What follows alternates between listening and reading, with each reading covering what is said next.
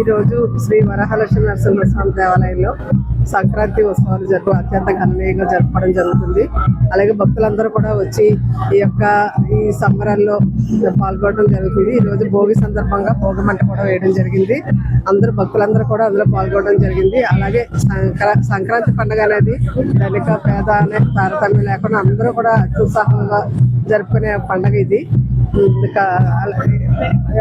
మన పల్లెటూరులో కానీ విలేజ్ల్లో ఏ విధంగా అయితే ఆ యొక్క మన జీవన విధానం ఉంటుందో దానికి సంబంధించి అన్ని ఏర్పాట్లు కూడా చేయడం జరిగింది.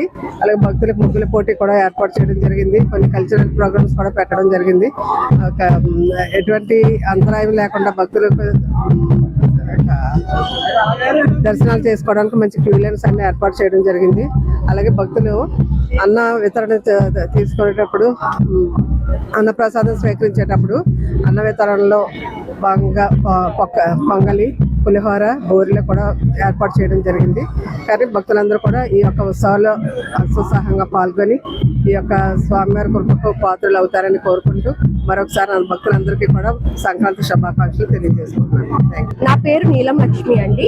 మేము సీతంధార విశాఖపట్నం నుండి వస్తున్నాం. ముందుగా అందరికీ భోగి, సంక్రాంతి, కనుమ శుభాకాంక్షలు. అండ్ ప్రతి సంవత్సరం కూడా మేము భోగి రోజు సింహాచలం అప్పన్న స్వామి దర్శనానికి వస్తాం. ఎందుకంటే మాకు చిన్నప్పటి నుండి ఆనవాయితీ ఇక్కడికి వస్తే మాకు సుఖ సంతోషాలు, భోగభాగ్యాలు వస్తాయని చెప్పేసి వచ్చిన తర్వాత ఇక్కడ మేము భోగి మంట 5:30, 6కి అలాగా దేవస్థానం వాళ్ళు వెలిగిస్తారు. అందులో మేము పిడకలు అది వేస్తాము. ఆ తర్వాత ఆ దండం పెట్టుకొని స్వామివారి దర్శనానికి వెళ్తాం. దర్శనానికి ఇలా రోజంతా మా కుటుంబ సభ్యులతో హ్యాపీగా జరుపుకుంటాం అనేది పండగ అంటే అందరూ కలిసి ఉండాలి. కాబట్టి మన ఆంధ్రప్రదేశ్, తెలంగాణ అందరూ తెలుగు రాష్ట్రాలు కలిసి మెలిసి పండుగ సంతోషంగా జరుపుకోవాలని కోరుకుంటున్నాం.